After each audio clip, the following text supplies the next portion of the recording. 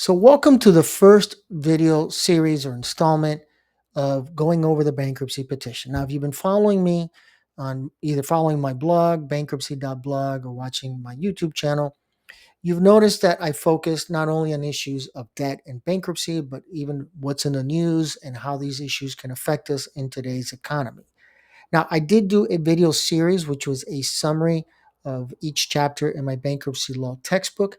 That applies mostly to, paralegals and legal study students, but also this is kind of like adding to it because now I'm going to be going over specifically different parts of the bankruptcy petition. So I have to go through each and every one.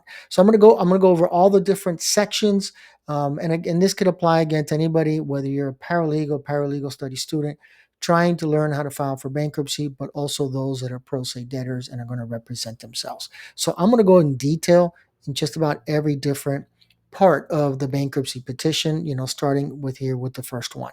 Now, I will put in the description below where you can get access to these forms. Okay. Now, let's start off with the basics here. And we're starting off with where are we filing for bankruptcy? Now, it sounds silly enough, but you have to get this right. If you get this wrong, I'm telling you, everything goes downhill from there, including which chapter in bankruptcy is filed. And I say that because every district is different. I don't know about other districts, what they do, but I can tell you that at least in the Southern District of Florida, North Miami, which borders Broward County, Fort Lauderdale, etc., when cases are filed there, they push the cases up to Broward. Geographically, makes all the sense in the world. Great for the client because they're just, hop, skip, and a jump away from the Broward County courthouse. But for the bankruptcy lawyer, it's a horrible idea. So I don't know who came up with that, but that's why you have to be careful when you're filing. You have to understand that you file in the right jurisdiction. If you do not, your case will get dismissed, and then you have to file a motion to set it aside. And if that doesn't work, you're gonna have to spend money again to refile. So you got to be careful. All these little things are important when it comes to bankruptcy. You got to make sure you don't mess up.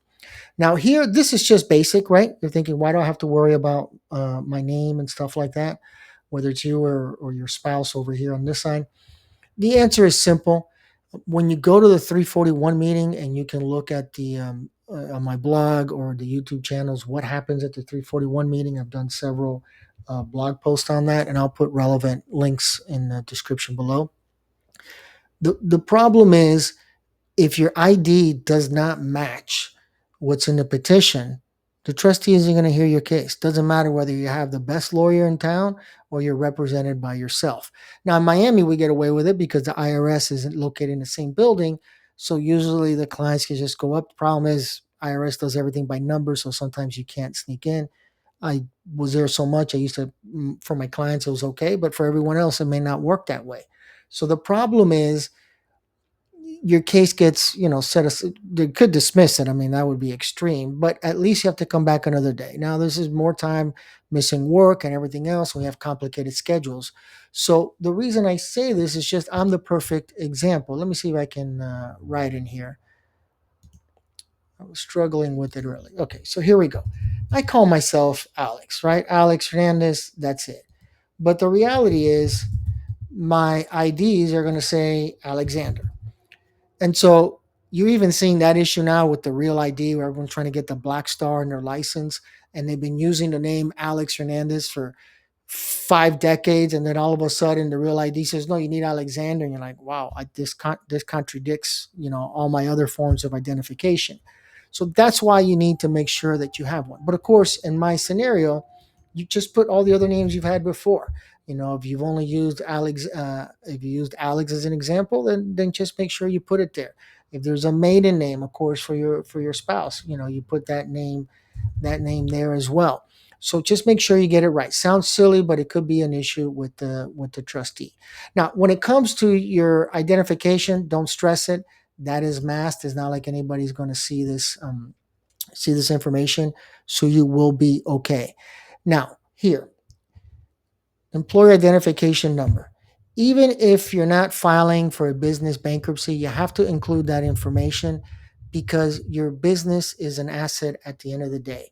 And that asset has to be disclosed in the bankruptcy petition. If it's not, it's going to be problematic. You're going to potentially get into issues of what we call a 2004 examination, where the trustee basically is kind of like a deposition, and it could even get more complicated. It could end up being something along the lines of an adversary proceeding, which is like a litigated bankruptcy case. So again, just make sure that if there is a business, you own a business, you put it there. When we get into SOFA, which is a statement of financial affairs, that's going to be there's going to be a section there for if you own a business as well. Now, that is the last form. Just to give you a heads up, that is the last form that's always filled out in bankruptcy. But you can see how these assets are not disclosed. Trust me, the trustee is going to say, is there anything else you didn't include in your bankruptcy petition? And then automatically you're going to have a problem with your bankruptcy when it could have been nice and smooth. Now, why are we putting different addresses here? This makes no sense. Why would your debtor spouse live somewhere else different with you? This changes the bankruptcy petition. A lot of times, lawyers, I can tell you with a wink, wink, and you'll see what I'm talking about in a second. They tell their clients, you could have qualified for bankruptcy. The problem is you're married, and we include that income in bankruptcy, and you live together. If you were maybe separated, then you would qualify. Wink, wink. Client comes and says, okay, I need to get separated. And so I'm telling you, if you're separated, the trustee is going to ask additional questions to confirm on that. That's why you have to put where you're living and where your spouse is living as well. Now, this, just to jump ahead here, where you live, it's also asked, because that's something that I learned when I used to do closings for Lennar when I got out of law school, was they're also trying to confirm that where you reside is also your homestead property, because it doesn't matter what district you're filing bankruptcy in. If you don't reside in your homestead property, then it's not protected. Now, homestead is not the same as the homestead tax exemption that you get from your county. Homestead and bankruptcy is a completely different thing. So you have to make sure that all these addresses match. As a matter of fact, if they don't match your license, it could be an issue for the trustee. I've seen trustees say you better come back in a week to the hearing and show me that you've updated your address. So the addresses have to match. For lack of a better term, everything has to match. Obviously there could be explanation, especially of a renter. Why did you file taxes as 123 Main Street and now you live at 456 Elm Street? Just explain. I moved. It's okay.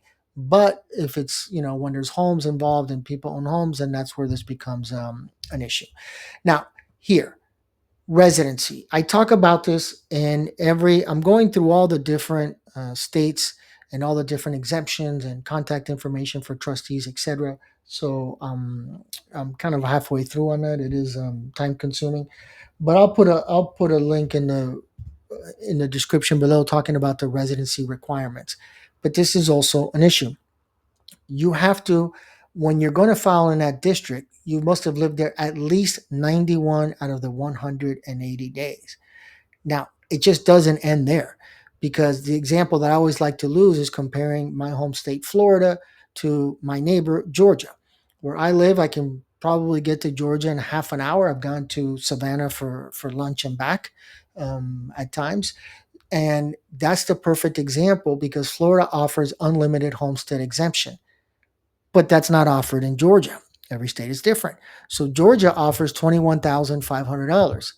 So if I own a home, why not just sell it, move to Florida, and then file the next day bankruptcy to protect all my equity? Because you can't. That's the answer. The answer is you have to live there 91 days. And on top of that, if you want to use the exemptions of Florida, you have to live in Florida for 2 years, 730 days. And then on top of that, if you're going to use the exemptions of homestead, then you must have owned the property 1,215 days. So this is just, I'm giving you the full spectrum here, but it's just an idea why this is important. And it's even more so important if you know you're relocating, then the issue is, where am I going to file for bankruptcy? Which state is better than, is the state I'm going to better than the one I'm in? If the answer is, yes or no, then you have to adjust accordingly. You might say it might be better for me to file in Florida. So let me file in Florida right now, even though I'm moving to Georgia next week. Or it's the reverse. You're moving to Florida and you have all this equity. If you can delay the filing, then you can get that full protection. Georgia, the homestead exemption is $21,500. It's not a lot for a home. So you can see where this is now an important issue as to where you reside. Now, of course, which chapter in bankruptcy, right? One thing I do just want to point out here, understand, because I see this mistake not only by pro se debtors, but I see it by lawyers where they file chapter 7 because they're behind on their car or mortgage payments, and they look up bankruptcy, they do AI or whatever, and they say, oh, okay, you don't have to pay anything back with chapter 7. Sounds like a good deal. Well, there's no such thing as a free lunch. Why wouldn't everybody just file chapter 7 if that was the case? So if you're going to save your car and your home and you're behind on your payments, then you have to file chapter 13. There is no exception to that rule. So make sure you're filing the correct one. Now, here when it comes to the filing fee, um, unless it's an emergency, I can understand you're short on time. I think it's just best to pay everything at once. It's easy to say that when it's not my money, but I say it only because you don't want to go through the process and then the case gets dismissed. If you can save the money, great. That's the best way of doing it. If you have a lawyer, I know there are some lawyers that will request that, and my answer was always the same. If you can afford a lawyer, you can afford the court costs. So no, I'm not asking the court to waive your fees, but you could ask the court for a payment plan. Now, this speaks for itself, right? Have you filed for bankruptcy in 8 years, the last 8 years? Why? Because that's what the bankruptcy code requires. The other issue is the court is looking to see if there's any bad faith filings. My textbook talks about that. There's an individual who filed 8 times, 8 or 9 times in 8 years, and he only was doing it to get the benefit of the automatic stay. Now, if you're just looking into bankruptcy for the first time, the automatic stay is what kicks in whenever a bankruptcy petition is filed.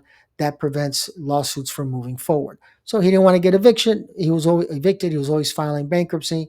And the judge ultimately said, that's enough. You cannot file in any district for the next 5 years because it was clear these were not good faith filings. If you're filing for bankruptcy the second time around because there was a foreclosure and everything, then I can tell you, me personally, it just depends on the facts of the case. I tend to say I'm not going to take the case, but I got to know when was a foreclosure. If it was 2 years ago and we're back, okay, then I'll probably take it. But if you're filing because the prejudice period is 6 months, and I'll put a link about the prejudice period as well. But if the answer is, every 6 or 7 months you're filing because that's when the prejudice period ends, what we call dismissed with prejudice as well, then the answer is I'm going to say no in that case, only because I'm the one that has to go before the judge, and the last thing I need is a judge to say that I'm not being ethical and I'm filing in bad faith. All right. Now, this again goes to the issue. This is a very important issue. A lot of the stuff, I know I'm getting into details, but again, this is, to me, this is like a seminar. I'm educating you 100% because I don't know who's going to be listening to this video. So I have to try to cover all the angles that I can. So bear with me.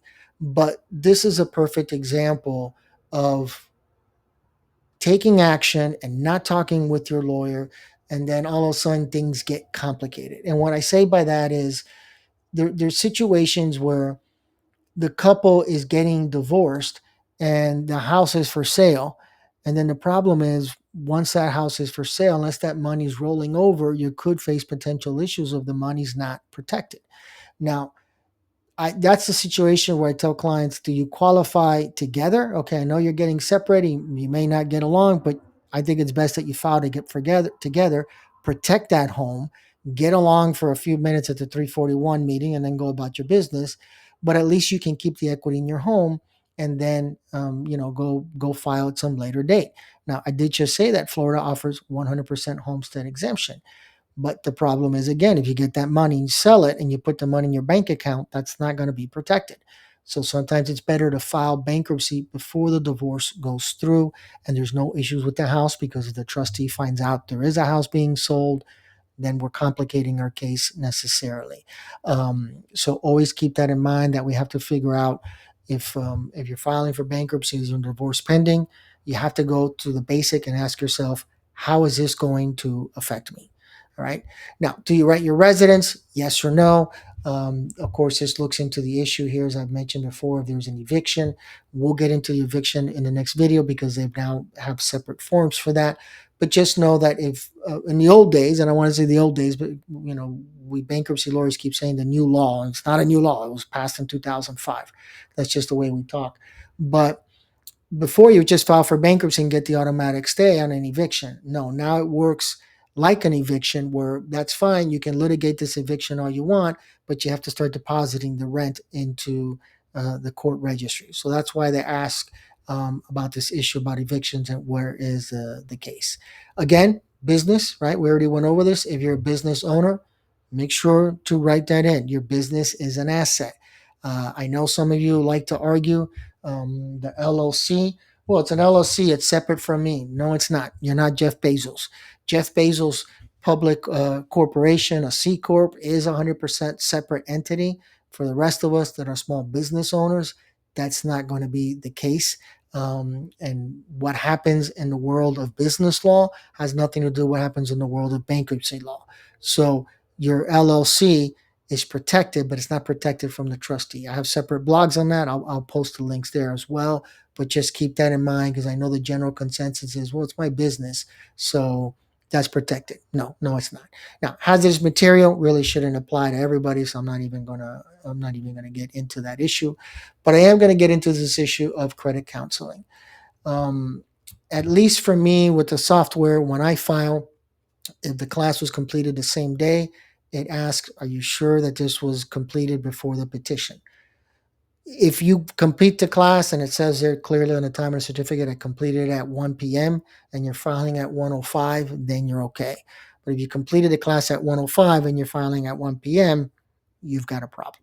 So keep that in mind. The class is going to be valid for 180 days, or the certificate. There are exceptions to the rule. Realistically, nowadays, this section here that, you need 14 days. We're in the online world. This is one of those forms that in 2005, when we were calling in, clients had to call and do the course in person or by phone. That applies. Nowadays, it's all online. You can do it on your phone. So it shouldn't be an issue there. But this is an issue for me, and it's not something that I recommend. Like always, I guess there's situations where maybe it applies, but it's not my recommendation. And that's trying to get a waiver or an extension on credit counseling.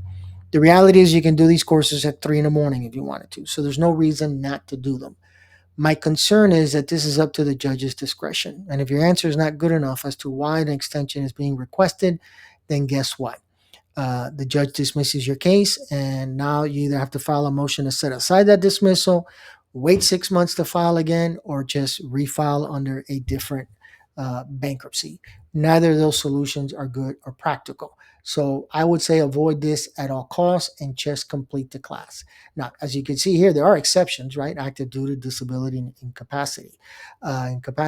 But if you're not in those categories, then my answer is move on. Okay. Now, the rest of this is self-explanatory. Do you have primarily are these consumer debts, and which chapter in bankruptcy are you going to file? And here for these, it's just a matter of doing the math and trying to figure out, what the figures are. When you use certain software like I use, then it's not an issue. It automatically calculates it for you. All right. So your signature, just put it on there. With the filing for us lawyers, we file electronically, so it's not an issue for us.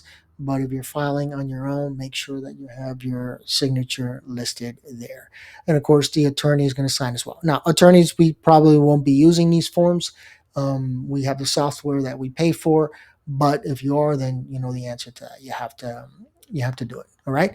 So this pretty much, and these are just disclosures, by the way, this pretty much will cover everything you need to know about Section 1 of the bankruptcy petition. Again, this is the first introductory video.